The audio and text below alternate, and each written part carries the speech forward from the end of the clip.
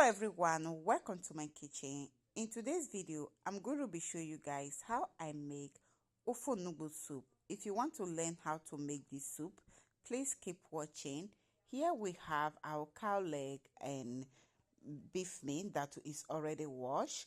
So all we do, we add in water. We are adding 3 cups of water, then adding a spoon of salt.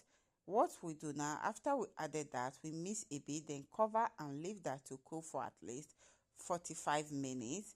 After that minute, all we do now, here we have our shaki that we already cook. We cook it a bit because we drill out the water, then adding some cow intestine, then adding our stuffed fish that is washed and fish.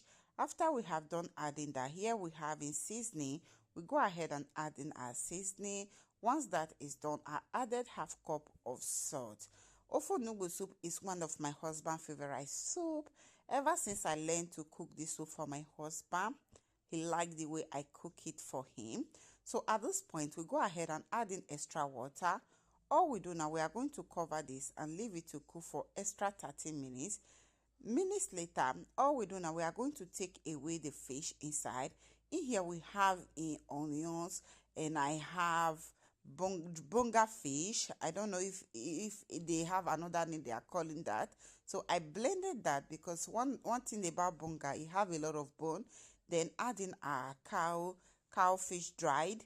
Then I added that. After we have done adding that, here we have locust beans, which we call ogbore in my dialect, because I don't have ogiri okpehe. I have to use this our local one that we use in my soup. So all I do is to introduce oil. After I've done adding the oil, it's time to give it a mix. One thing about locust beans that my husband don't like, he says it smells a lot, but when they are eating this soup, he will be drinking the soup. So at this point, we go ahead and add in 2 tablespoons of pepper. Mind you, this pepper is very pepperish. So at this point, we give it a little mix. Once that is done, all we do, we are going to go in with crayfish. Guys, when you taste this soup, it was so delicious. One thing about bonga fish, whenever you use bonga to cook your soup, it gives that soup another flavor that you can ever imagine. So at this point, our meat is already well cooked. All we do now is to introduce our blended cocoyam on this. After we have done adding this cocoyam, we have to make sure everything go inside. So ever since I started using this fresh cocoyam, my husband always used the dried one, the one that the powder cocoyam.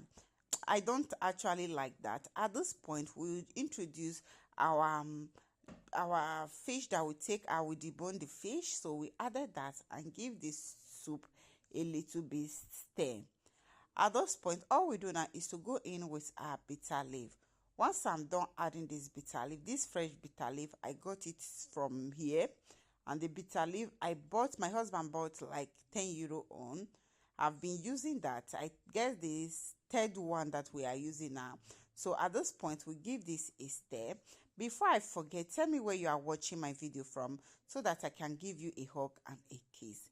I know some will say the oil is too much. Mind you, my dear, there is not too much oil in this soup. I was thinking that the oil is too much, but by the time this soup start cooking, the oil start disappearing. At this point, we are done stir a bit, then cover this and leave it to cook for extra 30 minutes.